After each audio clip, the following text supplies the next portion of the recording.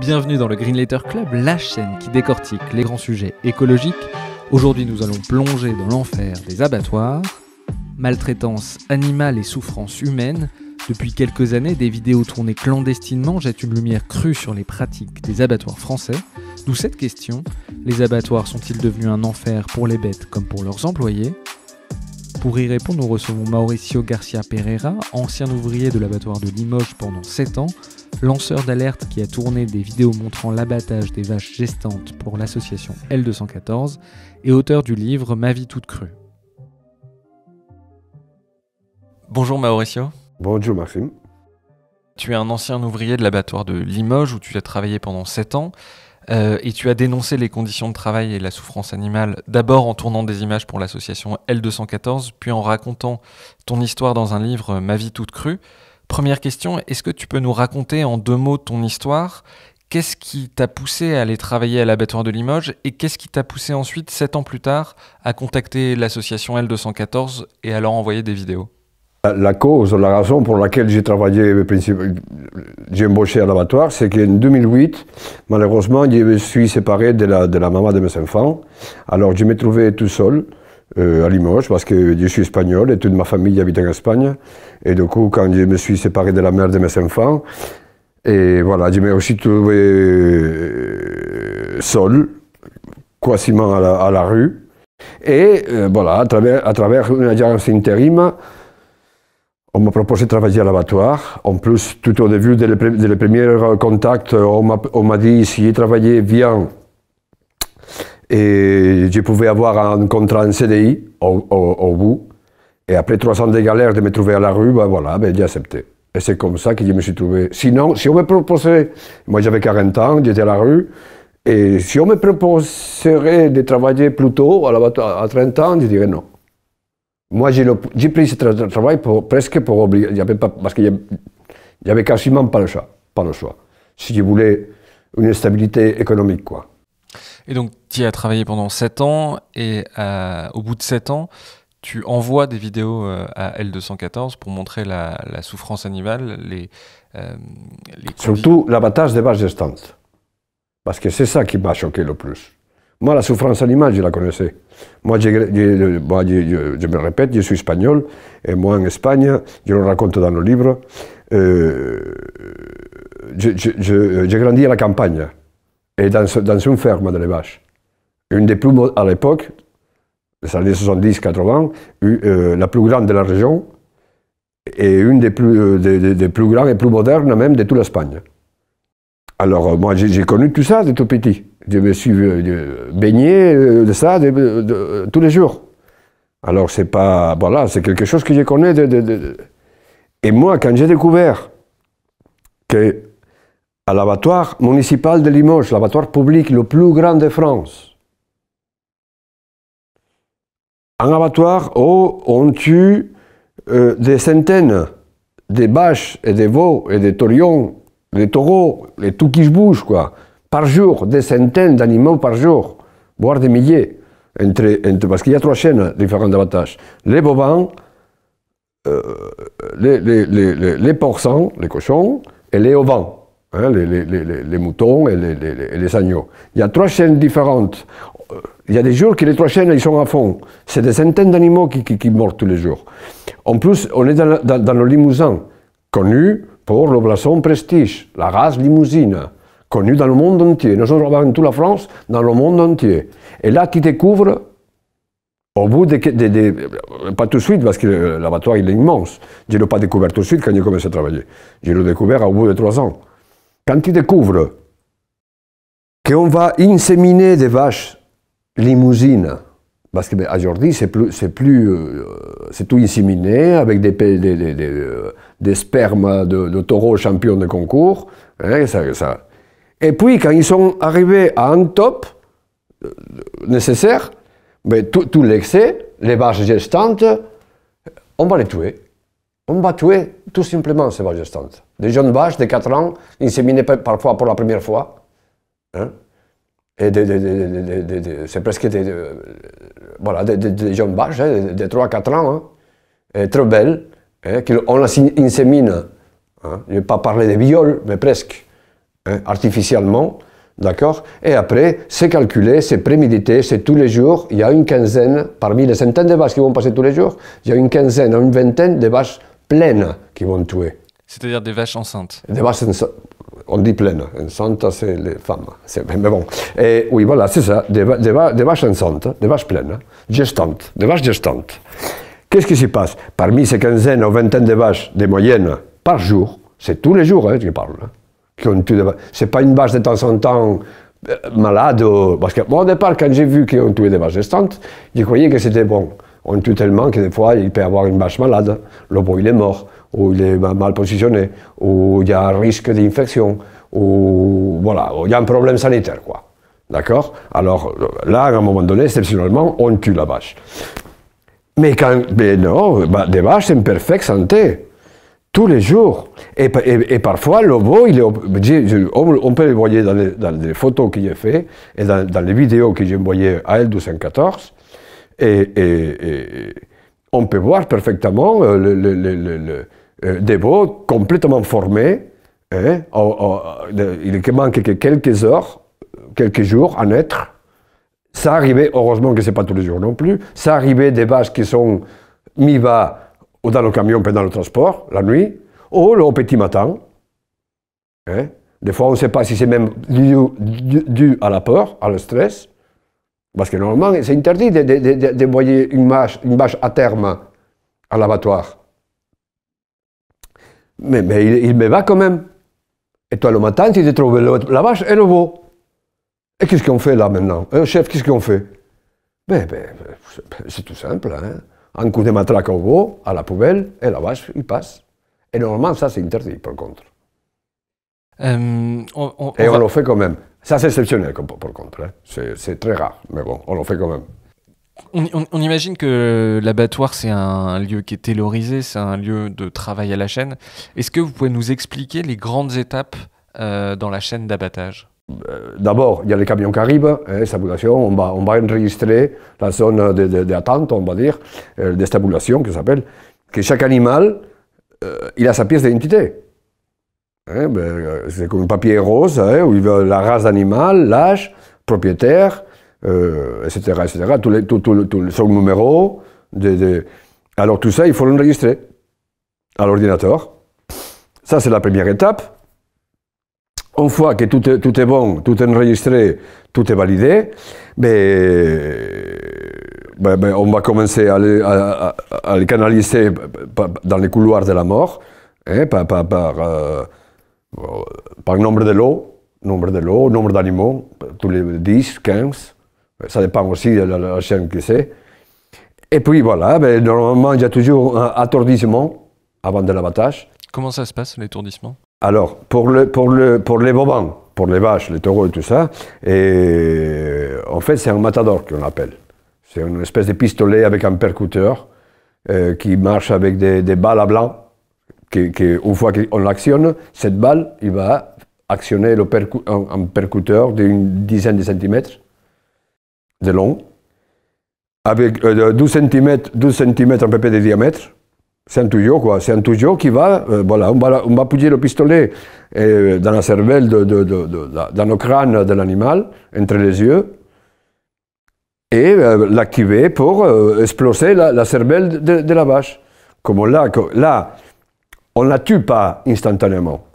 Mais le bout de cet attendrissement, c'est l'exploser le système nerveux, la cervelle, en fait. Qu'est-ce qui s'y passe aussi? Que la cervelle de la vache, malgré le crâne qu'il a, le cervelle il est trop petit. Il faut être très précis.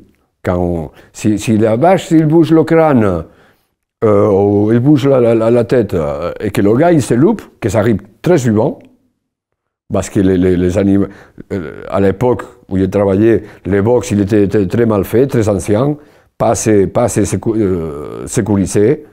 Alors le gars, il avançait, il reculait, alors du coup, et des fois il se loupait. On voyait le trou à côté d'un œil, ou presque derrière le crâne. Et si tu te loupes, la vache ne tombe pas. Alors un trou, tu fais un trou, deux trous, la vache il panique de plus en plus, et ça devient... alors des fois c'est mieux attendre 1, 2, 3 minutes, attendre le bon moment qu'il ne bouge pas, y aller trop vite et te louper 3-4 fois. Mais moi, ça m'arrivait de voir des crânes avec 4 ou 5 trous. 4 ou 5 trous. Non, de Dieu, mais il s'acharnait, le mec. Là, on pète des plombs, là. Bon, bref. Là, c'est pour les vaches. Une fois qu'il est attourdi, et c'est là qu'une autre ouvrier, il va la pendre, carrément. Il va l'attacher pour la cuisse gauche, et il va la soulever avec un treuil. La vache, il va monter à 6 mètres de hauteur, 5 ou 6 mètres. Bon, au niveau de la cuisse. Après la tête, il a à hauteur de la tête d'homme. D'accord? Et là, voilà, les vaches, petit à petit, ils vont commencer à entrer dans la chaîne. Et le premier poste dans la chaîne, c'est ce qu'on appelle la saignée. C'est là qu'on saigne, c'est là qu'on tue les animaux, vraiment. Un gars déguisé, entre guillemets, déguisé en gladiateur, comme je dis, parce que le gars, il a carrément un tablier en maille. Les gants en maille qu'il y en a, c'est jusqu'à l'épaule. Tu vois, on dirait presque un chevalier de la table ronde. Quoi. Quand il le voit, voilà, il va le chevalier. Bon, bref. Et il doit être protégé parce que des fois, quand la saignée, c'est 2 coups de couteau. C'est des couteaux de 25 cm de lame. Hein. C'est pas, excusez-moi, moi, il s'appelle des épées. C'est pas des couteaux, c'est des épées. Bon, voilà. Bon, voilà. Alors là, il faut qu'avec sa main gauche, il attrape un des cornes, ou quand ils sont des cornes, parce qu'il y a des fois qu'ils ne sont pas des cornes, il faut qu'il se débrouille, attraper la tête, et les mettre 2 coups de couteau dans les jugulaires, à droite et à gauche, et là, voilà, on voit la fontaine, des dizaines de litres de sang, à ce moment-là, la plupart du temps, on voit les vaches, parce qu'ils le sentent, parce que l'attourdissement, il n'était pas correctement fait. Ça va tellement vite que je vais dire qu'un attourdissement sur 2, il n'est pas bien fait.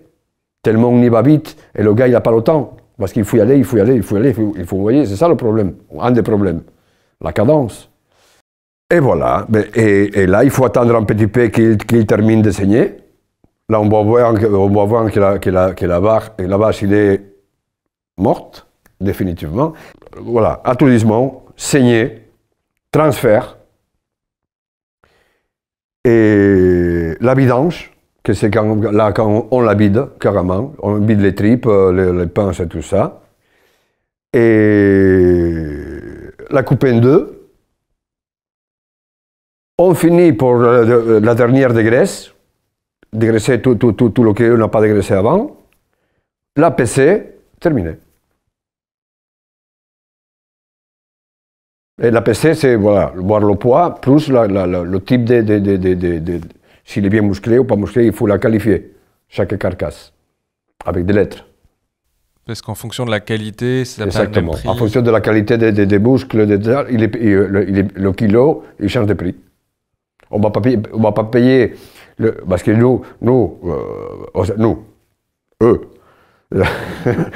à l'abattoir de Limoges, on tue à 80%, on va dire 75-80% de la race limousine, mais il y en a aussi d'autres races qui passent, surtout des vaches de réforme.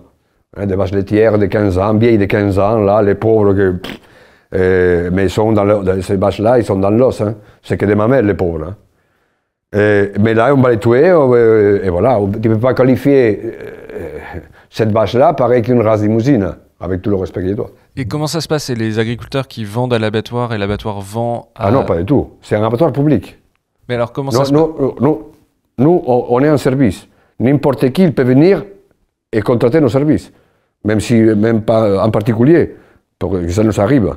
Bon, après, on a à peu près... L'abattoir, il a 150 clients. 150 clients qui sont des grossistes. Des grossistes ou des bouchers, ou voilà. Après, il y a 4 ou 5 gros clients qui sont des grossistes. Mais c'est eux qui vont acheter, négocier le prix de la viande, le prix de la bête vivante. C'est eux qui s'en occupent du transport. C'est eux qui amènent l'animal jusqu'à la porte de l'abattoir, jusqu'à nous. Là, c'est nous qui prenons la responsabilité. Et jusqu'au frigo. À partir du frigo, c'est lui qui se débrouille pour la distribution, les couper en morceaux ou... Les abattoirs, du coup, enfin, tous les abattoirs sont publics ou il y en a qui sont privés? Ah non, non, non, pas du tout, pas du tout, pas du tout. La majorité des abattoirs français, c'est le privé. Et les plus gros, c'est le privé. Jean Rosé, comment s'appelle l'autre là, Charal, mais tout ça, c'est le privé. Là, c'est eux qui se occupent de tout. Ils s'achètent l'animal, ils la tuent, mais ça, c'est le privé. Et la majorité, ça, ils sont en Bretagne. Et après, chaque ville, normalement, il y a son petit abattoir public, plus ou moins grand.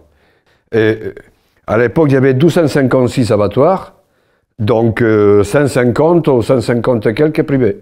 Il n'y a qu'une centaine. Non. Oui, 150 privés et une centaine publics.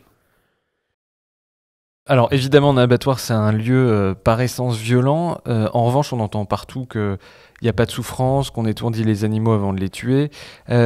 Est-ce que tu as eu l'impression de voir les animaux souffrir et du coup, à quelles étapes tu as pu voir les animaux souffrir le plus? Quand ils souffrent le plus, bien évidemment, c'est les derniers instants, parce qu'ils le voient venir, ils le sentent. Hein? Les animaux, il faut comprendre, surtout les mammifères, hein, ils ont une sensibilité plus aiguë que la nôtre. Hein? Eux, ils sentent le danger, n'importe quel mammifère. Et même parfois les volailles aussi. Hein? Quand ils vont sentir le danger, la peur, bien plus avant que nous. Si ça passe quelque chose à des kilomètres, tu vois les oiseaux qui vont fuir.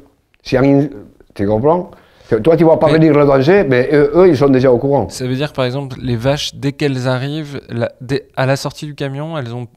à la sortie du camion, moi, je suis convaincu qu'ils ont peur quand ils vont monter dans le camion, déjà. Il y a des vaches qui ne veulent pas monter. Il y a des animaux qui ne veulent pas, ils sont à l'affaire, parce que moi, j'ai vu ça, quand j'étais gamin. Des animaux, ils ne vont pas monter dans le camion. C'est comme si le camion, il aurait déjà un odeur. Et du coup, les moments où tu as vu les vaches avoir le plus peur, par exemple, c'est à quel moment? Après le pire moment, c'est la dernière minute, quand ils sont dans le couloir de la mort. Là, tu les vois, certains qui veulent sortir, il veut sauter par-dessus le mur, il se met sur deux pattes.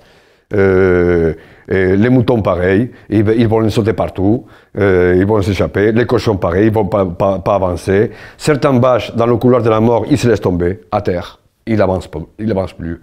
Bon, après, beaucoup, c'est parce qu'ils sont carrément malades.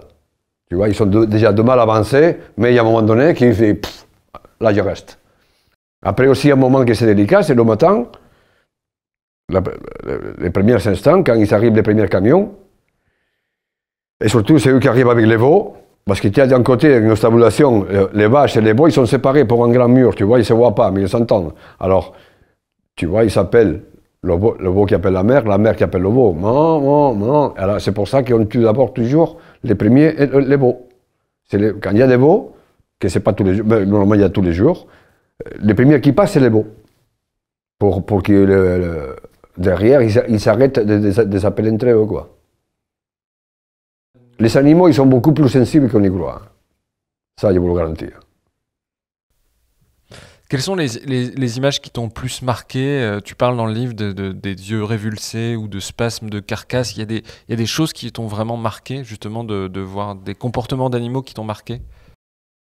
Ben, le premier truc qui m'a marqué, surtout, c'est la première fois, c'était la première semaine, un des premiers trucs, c'est quand tu étais à la chaîne dans mon poste, en train d'aspirer la moelle épinière, tu vois, la moelle. Et jusqu'en face de moi, il y a un poste où on retire les abats rouges, les poumons, tout ça. Alors là, carrément, tu vois, le mec, il est carrément cassé, la tête dedans, la carcasse, tu vois, on écarte la carcasse, le gars qui met la tête dedans, quoi. On voit, là, tu vois le gars, tu vois qu'il le tronc, quoi. Tu vois, punaise. Et des fois, voilà, ben, c'est un poste assez délicat, mais des fois, on met des coups de couteau et il y a un bout de viande qui tombe, quoi. À côté, il y a de l'eau qui coule, de la merde, de sang. Et au milieu du bout de gras partout. Et au milieu, il y a un petit bout de gras. Et pendant, je ne sais pas, 4 ou 5 minutes, de temps en temps, il tremble. Le bout de viande tout seul.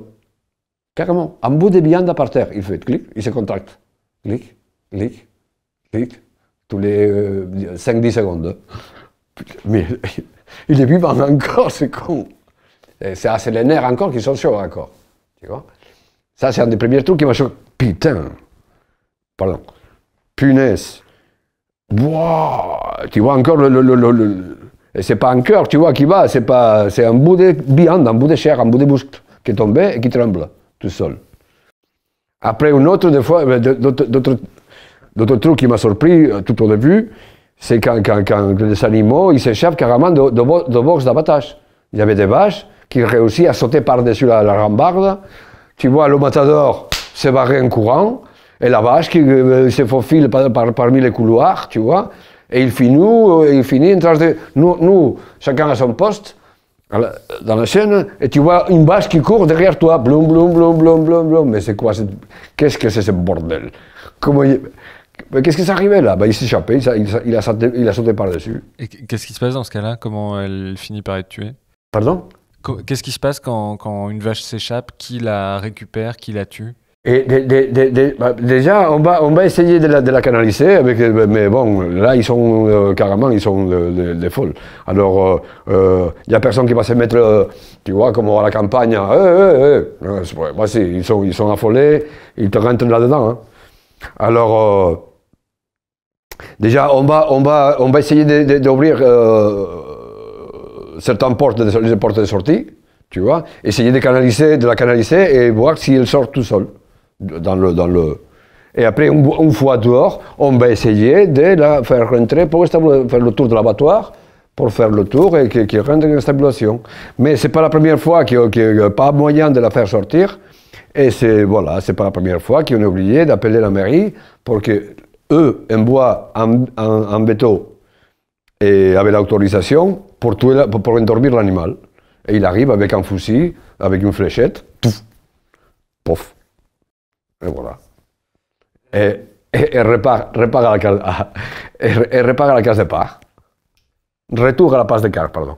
À la case départ. Tu en parlais tout à l'heure des cadences. Tu disais que les cadences... Par contre, ça c'est mes premières impressions. Mais surtout, et je vais répéter encore, ça il faut que ce soit bien clair, moi aussi j'ai dénoncé les conditions animales, j'ai dénoncé la souffrance humaine, mais surtout c'est l'abattage des vaches gestantes. Parce que là c'est quelque chose que je ne comprends pas moi. Moi il faut qu'on me l'explique. Et j'ai tardé des années à découvrir pourquoi ils le font, comment ils le font et surtout pourquoi ils le font. Non? Parce que voilà, c'est pas anodin. Pourquoi vous tuez une vache gestante? J'aimerais bien savoir quoi. Pourquoi ils le font? Pourquoi ils le font? Mais je le dis un peu pour contrôler le prix de la viande de veau dans le marché. Tout simplement. S'il y a trop de naissances, l'éleveur déjà, il a plus de boulot. S'il a 40 vaches et 30 sont pleines, qu'il garde les 30, il va avoir 30 veaux. Et le commercial, il va venir, le commercial de grossiste, il va lui dire 30 veaux, c'est trop. Après, il faut qu'il verse le prix de la viande de veau pour pouvoir tout vendre. Tu comprends? Alors, bon, on va les tuer à la base. À la place d'avoir, toi, 30 veaux, on te laisse une vingtaine de vaches. Tu gardes tes 20 vaches avec tes 20 veaux, tu vois. Et voilà. Parce que élever 30 veaux, c'est beaucoup plus de risques, beaucoup plus de travail. Tu vois ce que je veux dire? Alors tu vas travailler plus pour gagner moins. et les gens, ils sont de la campagne, mais ils ne sont pas cons. Hein. Alors s'ils peuvent travailler moins et gagner plus... Donc ce que tu dis, c'est que l'abattage des vaches gestantes, c'est pas du tout un accident. Non, c'est calculé. Et une des questions que j'ai demandé quand j'ai découvert que c'était tout prémédité, tout calculé, je voulais savoir aussi, parce que moi, quand je suis rentré, on le faisait déjà, en 2010. Et soi-disant qu'il le faisait de bien avant. Et je voulais y aller jusqu'à... depuis quand que vous faites ça alors? Personne, il a su me répondre à la question. Personne. Ça fait tellement longtemps, on le fait depuis toujours, ça. La réponse est depuis toujours. Comment que depuis toujours? Vous faites ça depuis toujours.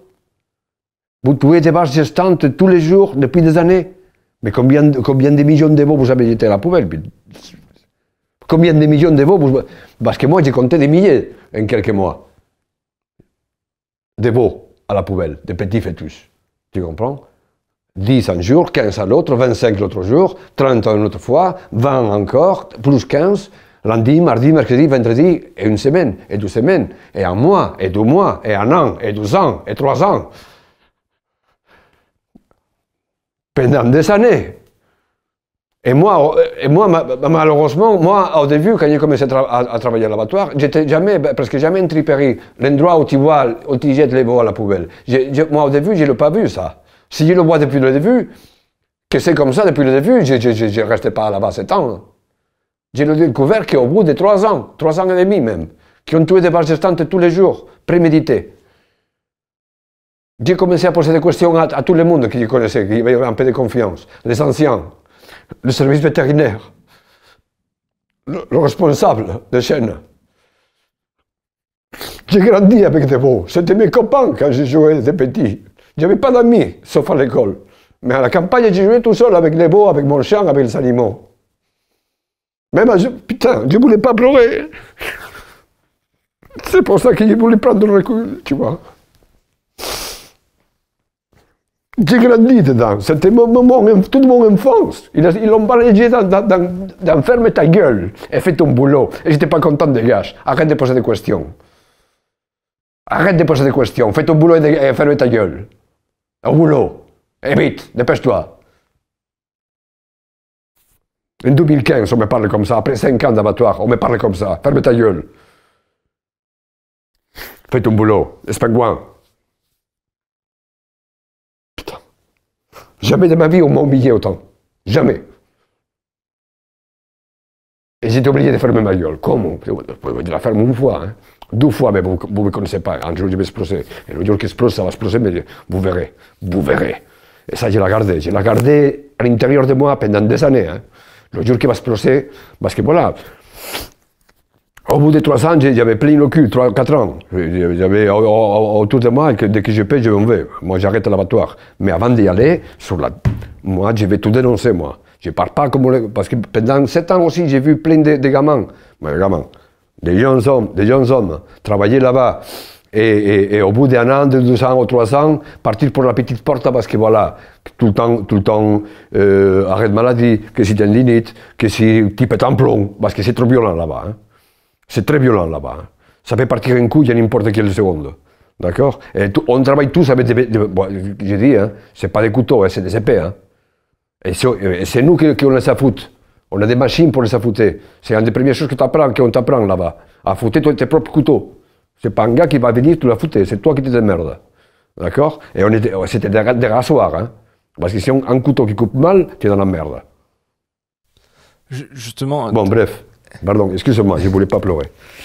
Désolé, excuse-moi. Oui, pas de mal. Mais ça m'est... Oui, pardon. Justement, tu as vu beaucoup... tu décris, et tu le décris bien dans le livre, un univers extrêmement violent. Est-ce que tu as vu beaucoup d'accidents? Ben, d'accidents, plus ou moins, il y a tous les jours. Hein. Tous les jours, il y a d'accidents. Après, bon, il y a des petites coupures. Quelqu'un qui se coince en doigt, ou après des tendinites. Là-bas, il y a toujours quelqu'un en arrêt de maladie, hein, tout le temps. Jamais, en 7 ans, jamais j'ai vu que l'équipe était complète. C'est quoi les accidents les plus graves qui peuvent arriver? Moi, parmi les plus graves que j'ai vus, un gars, en plus je ne sais pas comment il a fait, parce que l'animal, la carcasse, il était bien morte déjà. Ne sais pas comment il a fait, il a loupé son geste, et il s'est planté la pointe du couteau, le gars en maille que nous avons, il arrive au-dessus du coude. Et il s'est planté jusqu'un peu au-dessus, quoi. Et il a touché l'artère. Tu vois comme il a commencé à gicler. Alors, le responsable de la chaîne, il est venu tout de suite. Oh, regarde! Il a fait un tourniquet avec son doigt.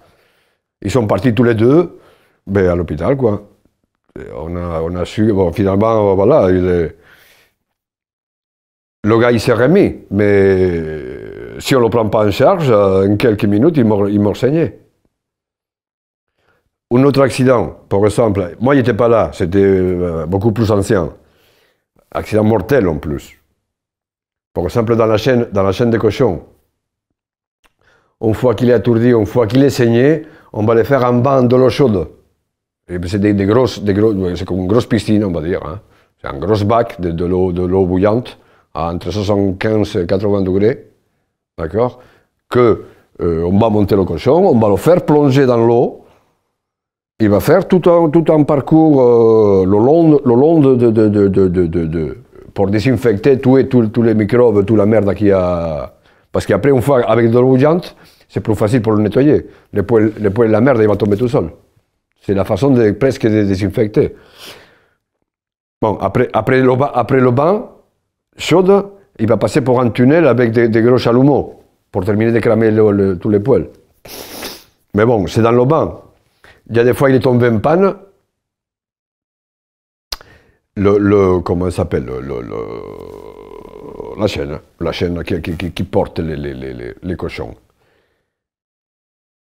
Et les cochons, il ne peut pas rester dans l'eau bouillante très longtemps. On les donne en bain chaude, mais c'est quelques minutes. S'il reste très longtemps, il va se faire bouillir la viande. Elle n'est pas bonne du tout. Alors un gars, la chaîne est tombée en panne, soi-disant qu'il y a eu un gars qui a voulu sortir ça, j'ai le vu une fois. Hein. Et moi, j'ai vu le mec sortir les cochons, tu vois, s'attraper avec un gros crochet. Et nous, depuis l'extérieur, il traînait le cochon dans l'eau, et il marchait par-dessus le truc bouillant, tu vois. Il s'amenait jusqu'à nous, et nous, à deux ou trois, tirer le cochon pour le sortir de l'eau bouillante, tu vois. Mais soi-disant qu'un gars, une fois, ça fait des années, le gars, il est tombé dedans, quoi. Il est mort bouillonné, le mec, en quelques minutes. Alors, voilà, des accidents, il peut y avoir, même mortels. Tu parles un moment dans le livre, justement, de carcasses qui peuvent tomber sur les ouvriers. Ben, ça arrive. Ça arrive, des carcasses. Voilà, ben, une mauvaise manipulation, comme on dit là-bas, chaque poste il y a ses gestes, tu vois. C'est une question de gestes, c'est pas une question de force. Oui, mais bon, il faut être costaud quand même. Et il y a certains gestes qui sont, certains postes qui sont assez délicats. Par exemple, le moment de transfert. Parce que là, il faut élever le cuir tout autour du genou, en libérant le tendon et mettre le crochet, tu vois. Et tout ça proprement. Tu vois? Et là, il faut être très costaud pour faire ça, hein, très fort. Et il suffit que tu lui mets un petit coup de couteau au tendon, que le tendon il est à moitié coupé, tu l'accroches, tu la montes, et après, en avançant, le tendon il finit pour péter, et bout de blond, tu vois 3-5 kilos de carcasse par terre, et tout le qui veut prendre, là. Une fois une carcasse, c'est pas la carcasse qui est tombée, c'est moi qui est tombé. Il m'a tamponné, je ne l'ai pas vu venir. Il m'a tamponné par derrière, des dos, quoi. Et moi, j'ai fini par terre comme une merde. Hein. Le casque à 10 mètres, et moi par terre comme une... Et c'était que la moitié d'une carcasse. Hein. C'était que la moitié d'une bête. Hein. Toi, tu as assisté à des carcasses qui sont tombées sur des ouvriers?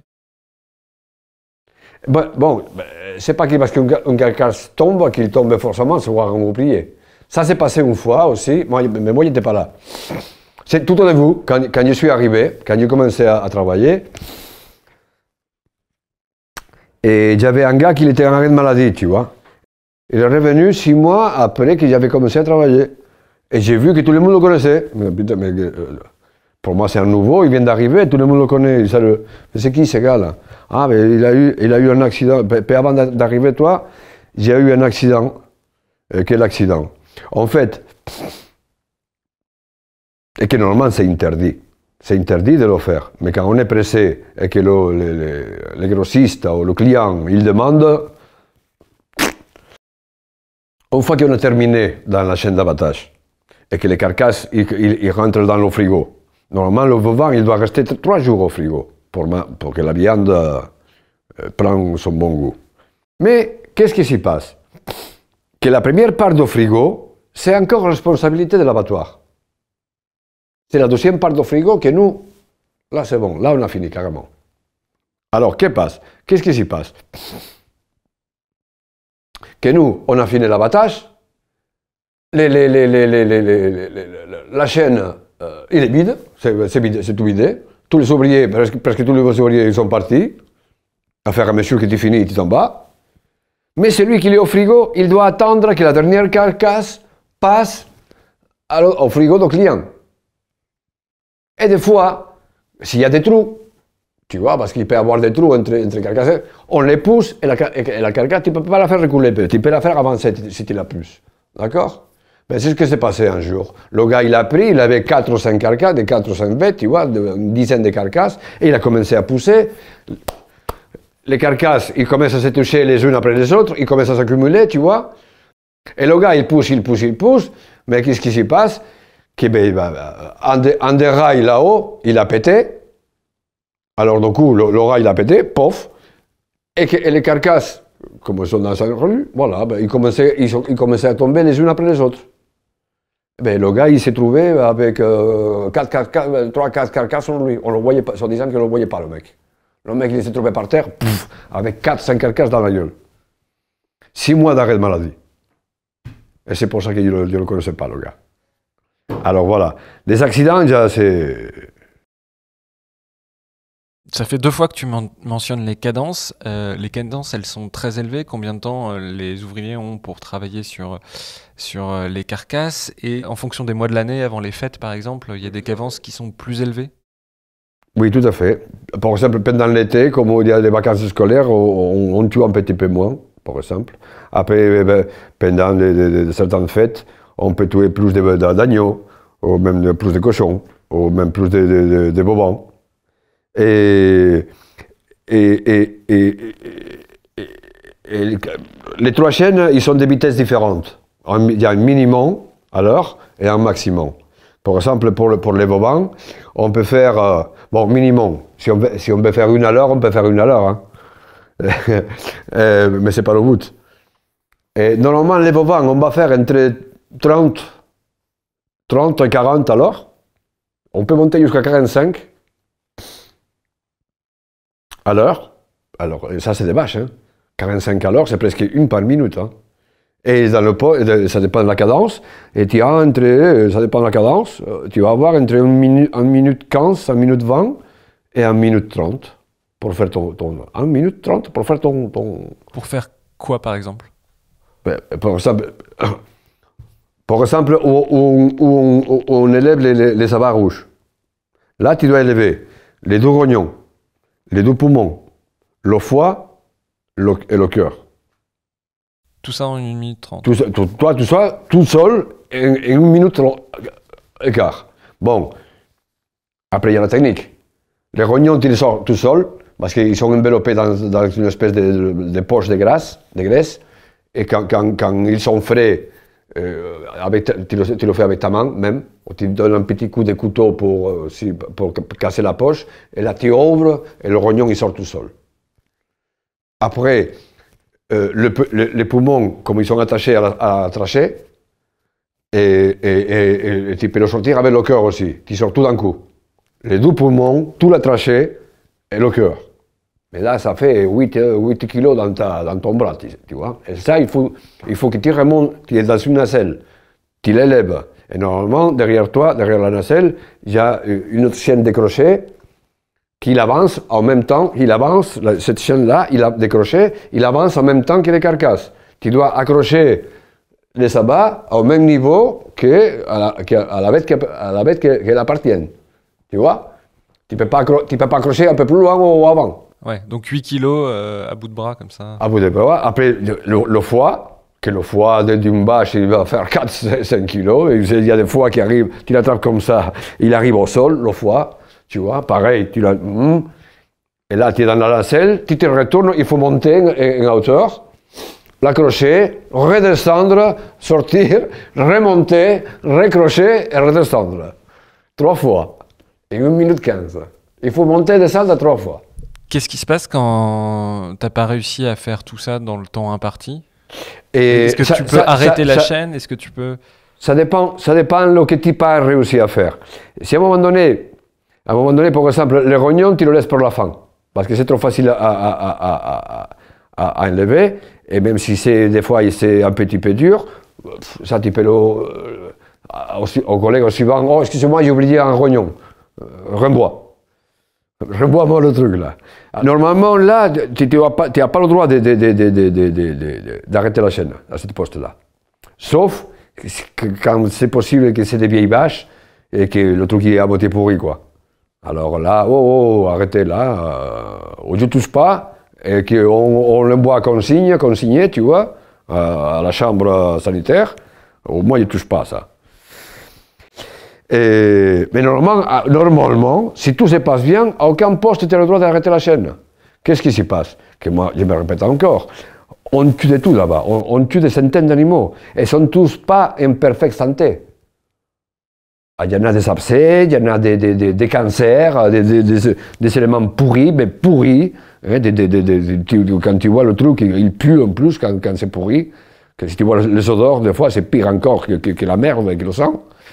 Et quand c'est un organe qui est pourri, tu n'imagines pas l'odeur. Hein. Un rognon ou un foie ou, pourri, tu n'imagines pas l'odeur.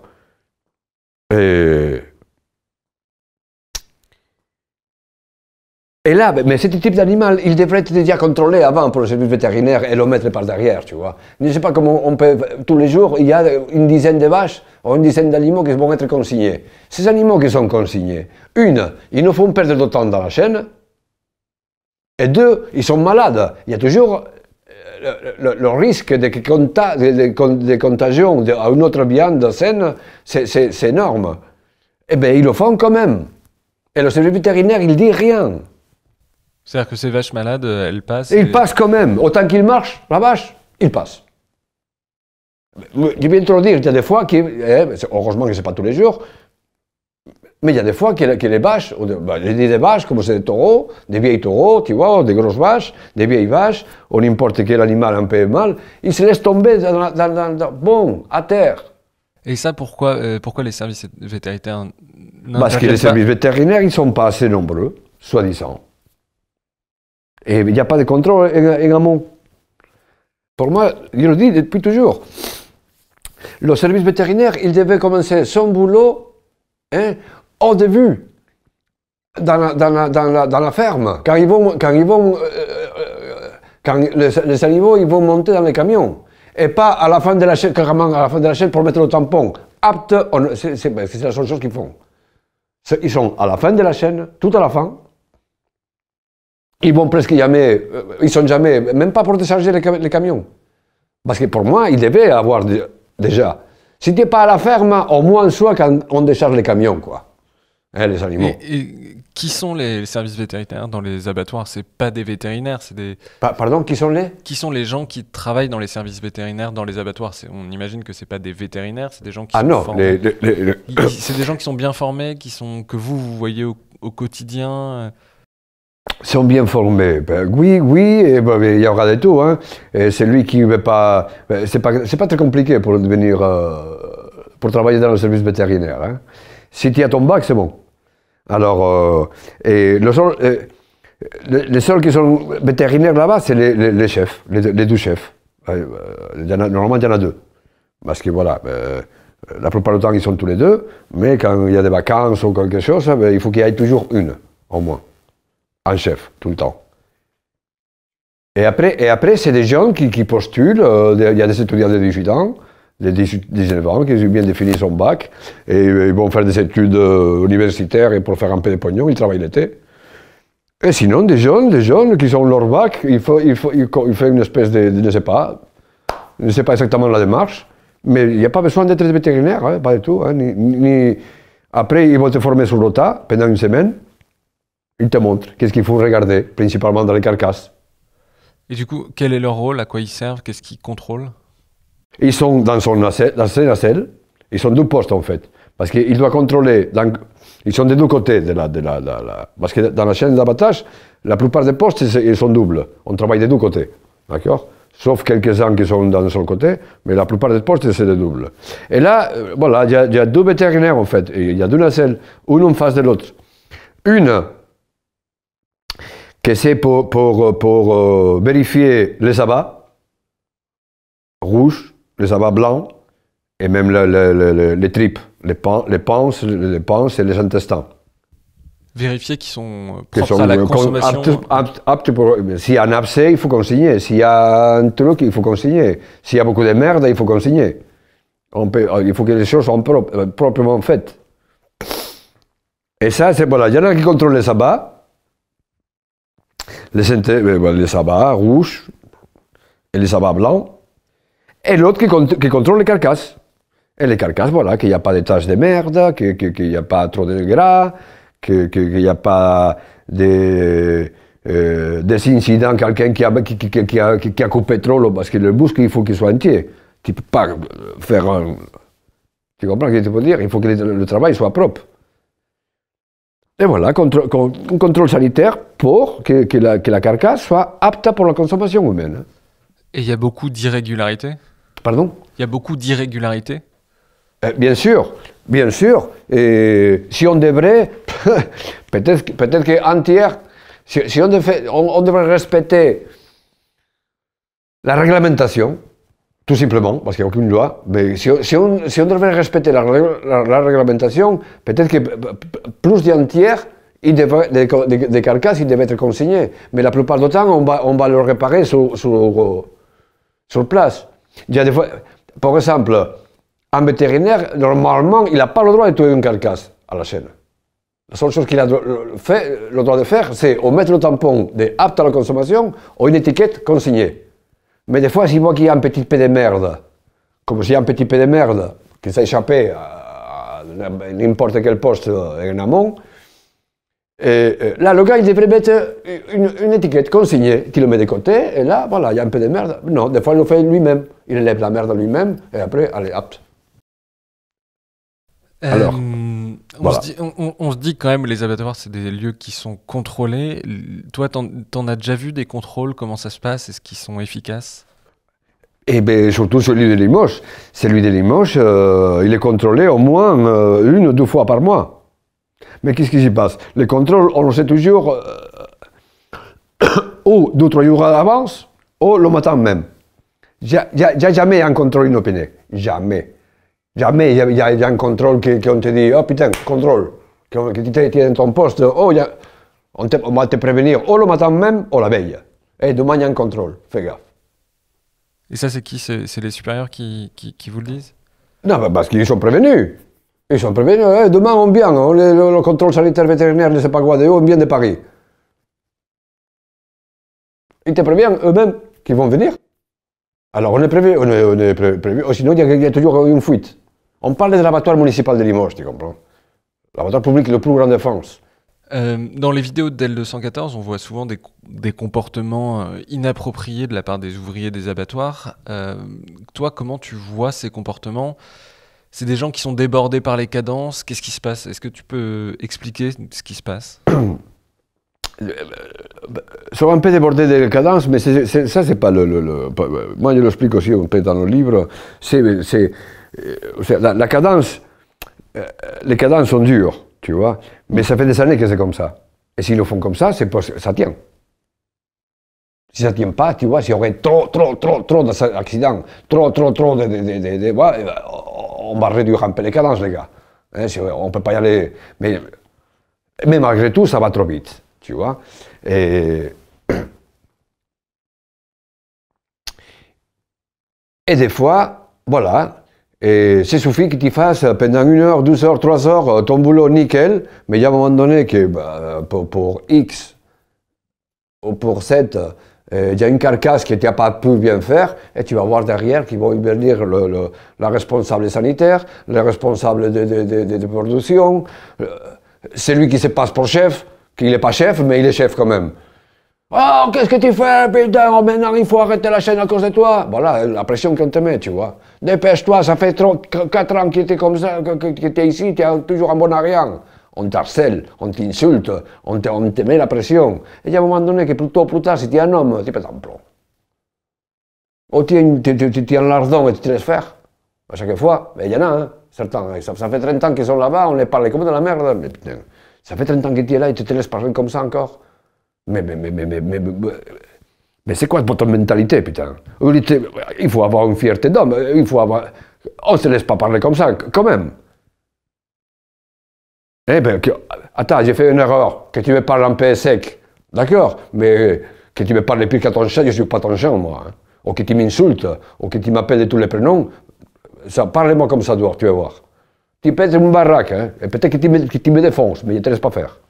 Voilà, point barre. Mais c'est pas la première fois que j'ai le nez à nez, hein. Tu veux quoi, toi? C'est pas la première fois qu'il menace un chef, hein, avec le couteau. Il y a une fois que si le gars il s'approche, c'est là que j'ai eu la peur de ma vie, quoi. Et c'est là qu'il dit, j'arrête là, et au plus vite. Parce que sinon, j'ai menacé un gars avec mon couteau, un couteau comme ça. Et heureusement que le gars il a fait demi-tour, il s'est barré. Hein. Parce que s'il s'approche, je suis sûr, ou je suis convaincu qu'il était capable de le piquer. Hein. Ça, c'est... Enfin, la violence que tu décris, les humiliations que tu décris, que subissent les ouvriers... C'est au quotidien, ça. Vous en parliez entre vous. Ouais. C'est vraiment un système, c'est-à-dire que vraiment, vous mettez la pression tout le temps? Beaucoup de gens, ils partent pour ça. Hein. C'est même pas... Parfois, c'est pas le boulot. Et ben, ils vont tenir une semaine, ils vont tenir 15 jours, mais qu'est-ce qui se passe? D'habitude, tu commences toujours un intérim là-bas. Et la première semaine, même si tu n'y arrives pas, ils vont te chuchoter. Oh, tranquille, ça va aller, ça va venir, c'est le geste, t'inquiète pas. Ah, mais j'ai mal un peu de Ah oui, les premiers jours, ça, par contre, hein, et si tu as de la crème, tu mets des crèmes, tu vois, on te donne des conseils, il faut que tu mettes de la crème, essayer de faire déchauffer un petit peu avant de commencer.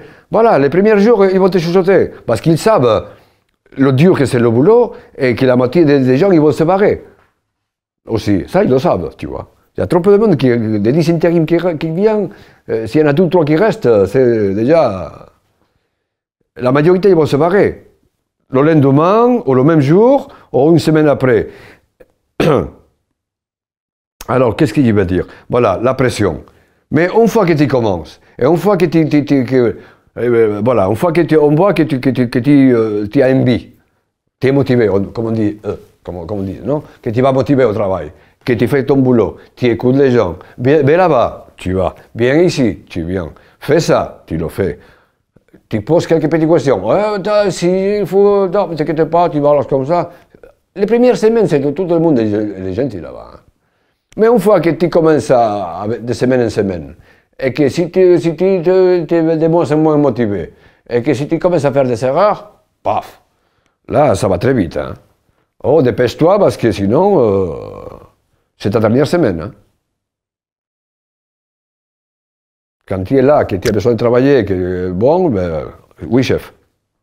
Et au début, c'est ça, oui, chef, et ferme ta gueule, fais ton boulot, et oui, chef, oui, chef. Tu en parlais tout à l'heure, physiquement, c'est un métier qui est difficile? Très, très difficile. Très difficile. Et regardez-moi, je suis... heureusement que je suis assez nerveux, mais il y avait des jours que j'arrivais à la maison avec le dos plié en deux. Hein. Tu t'assois dans le canapé, tu ne bouges plus. Hein. Là, tu essaies de faire des gestes, tu vois, voilà quoi. Et on voit bien les arrêts maladie à répétition. Et pas que physique, sinon des fois c'est aussi dans le mental. Physiquement, c'est quoi les problèmes qui arrivent aux ouvriers? C'est des tendinites, surtout les tendinites. Parce que il faut savoir que là on travaille avec... chacun il a sa couturière. Hein? Chacun on a minimum 3-4 couteaux. Hein? Qu'il doit être tout le temps affûté. Ça on les affûte tous les jours. Ou à la débauche ou à l'embauche. Tu vois. Et... Parce que quand tu commences à travailler dans une carcasse, plus tôt ou plus tard, tu vas finir pour toucher un os. Bon, tu touches un peu l'os, et là, le fil, il va s'user, et même si tu à force bon, il y a un moment donné que le couteau, il ne coupe plus.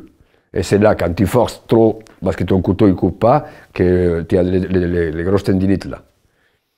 Après, il y a beaucoup de cervicales, Et le que j'ai... Ah oui, quelque chose qui m'a surpris beaucoup, surtout les anciens.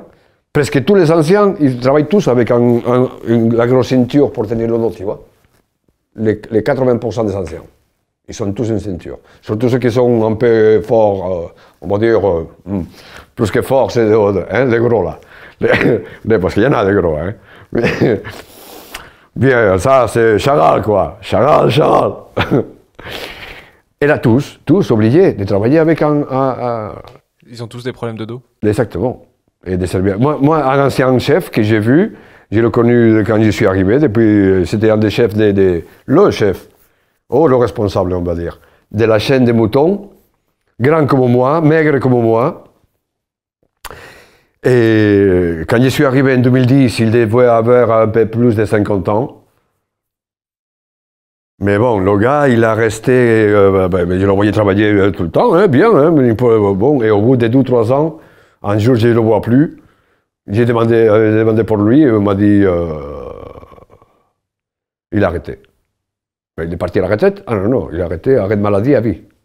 Qu'est-ce qu'il a eu? Les cervicales. Et je l'ai croisé quelques mois plus tard, dans la rue, un dimanche, et j'ai vu le gars. Et le gars, il marchait debout comme si c'était une table, tu vois. Et je l'appelais, et pour se tourner, il ne pouvait pas retourner la tête, tu vois. Il faut retourner il avait la tête bloquée, en fait. À 50 et quelques balais. D'accord? Et puis, bon, voilà. Et, dès que je suis arrivé, en 2010, il y avait toujours au moins hein, une bonne dizaine de gars en arrêt de maladie. Certains en arrêt de maladie depuis des années. Des années. Ils venaient pendant quelques temps. Quand c'est des longs arrêts de maladie comme ça, tu commences à mi-temps, travailler en mois, à mi-temps, et après, j'arrête définitivement, je ne peux plus, moi. Tu parlais tout à l'heure de l'aspect psychologique. Toi, tu en as beaucoup souffert. Est-ce que les ouvriers en souffrent beaucoup? Comment ça se traduit? Est-ce que vous en rêvez la nuit? Est-ce que tu peux parler de l'aspect psychologique? C'est lui qui ne fait pas de cauchemars. Ou c'est lui qui psychologiquement, il y en a, hein. Parce qu'il y en a qui après, je ne suis pas psychologue pour analyser ce type de jeunes, mais pour moi, ce n'est pas bien normal non plus. Hein. Quand tu vois des jeunes, et qui ne sont pas aussi vieux que ça, mais des gars, des mecs, des hommes, qui te disent « j'adore égorger le mouton ». Ah, j'adore quand le sang il gicle comme ça, partout. Tu adores ça? Toi, tu adores? Ah oui. En plus, il y en a un qui l'a dit même à la télé. Après, quand il est sorti le scandale, tu vois, parce qu'ils sont... Un journaliste qui m'avait interviewé à moi, il a été après à l'abattoir pour faire tu vois, et il a réussi un de mes ex-camarades, tu vois, et le gars, il a pu... Qu'est-ce que tu aimes dans l'abattoir? Ah, moi, j'aime tout. Tous les postes. Moi, j'aime saigner les animaux, j'aime tout, j'aime tout. Donc, là, voilà quoi. Qu'est-ce que tu veux qu'ils te disent, moi? Et toi, par exemple, t'en faisais des cauchemars, t'as des collègues qui te racontaient avoir la même chose? Non, parce que ça, on peut raconter ses rêves ou ses cauchemars à un collègue, hein, tu vois. Ça, voilà, tu le gardes pour toi ou tu le racontes à un pote en train de boire une bière, tu vois. Quelqu'un qui a un peu de confiance. Et c'est très rare, même bon, pendant des années aussi, et presque mes seuls camarades, c'était des gens qui travaillaient avec moi à la débauche, et surtout les week-ends, quand il faisait beau, on partait 3 ou 4 à faire des barbaques au bord de Vienne, ou chez quelqu'un à boire un coup, à boire l'apéro, tu vois, ou manger ensemble. Mais une fois dehors de l'abattoir, on ne parle pas de boulot, quoi. Sauf s'il y a eu un truc un peu chaud, on va dire, si quelqu'un y a eu une dispute avec un chef. Putain, le chef, il est venu m'emmerder pour un pied, ou pour une ongle, ou pour un corne, ou pour... Voilà, mais ça reste là, ça reste là. Et à ton entourage, surtout la famille que tu aimes, tu ne vas pas parler de l'abattoir non plus. Hein. Aux gens qui nous écoutent, justement, quel message tu veux leur dire? On mange trop de viande, c'est aussi ça qui cause les cadences qu'il y a dans les abattoirs? Non, ça c'est le marketing et ça, la surconsommation. Hein, parce qu'il y en a beaucoup. Voilà, on le sait très bien. Hein. Aujourd'hui, c'est productivité, productivité. Il faut, mais ça, c'est partout. C'est pas que les abattoirs, hein, c'est partout. Il faut produire, produire, produire. Fonce, fonce, fonce. De la pression, il y a plein de métiers, il y a des pressions. Pour être productif. Mais là, ça dépasse l'entendement, quoi. D'accord? Et là, on joue avec des êtres vivants. On joue. On travaille avec des êtres vivants, des êtres sensibles. D'accord? Et depuis des années, c'est plus que démontré hein, qu'aujourd'hui, c'est de pire en pire. On bouffe, excusez-moi de le dire, de la merde. Hein, le McDo, le Quick, le Marchand et tout ça, les fast-food, il faut arrêter. D'accord? Qu'il y ait une fois de temps en temps, d'accord. Mais aujourd'hui, on ouvre des fast-food comme tous les jours. Il y en a un qui ouvre quelque part. Pour commodité, hein, pour être commode, d'accord? Que moi, j'ai participé à ça. Hein, je me sens aussi coupable que ça. C'est pour ça que je le dis aujourd'hui. C'est pour ça qu'on devrait, hein, à niveau d'éducation, à nos enfants, à l'avenir, et à certains parents, à beaucoup de parents aussi, mais regarde ce que tu es en train de donner à manger à ton fils, à tes enfants. Comment alors, tu vas en boucher, en steak haché, hein, en steak haché fait pour le boucher, d'accord, de la race limousine ou la race, celle que tu veux, la charolaise ou normande. Le steak haché de 1250 grammes, là, tu vas payer 7-8 euros, mon grand, le steak haché.